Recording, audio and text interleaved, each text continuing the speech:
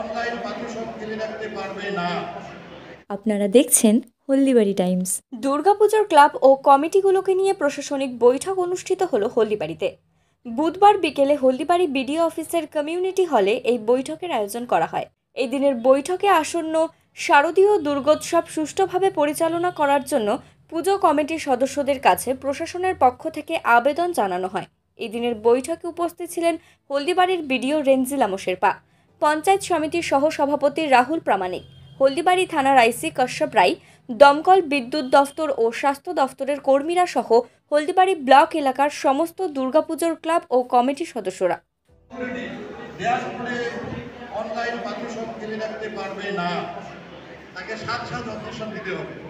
যদি কোনো papers insufficient থাকে আপনারা ঘাবড়াবেন না এবং ইজিএস হয়তো প্রথম চালু হচ্ছে, অনেক ক্ষেত্রে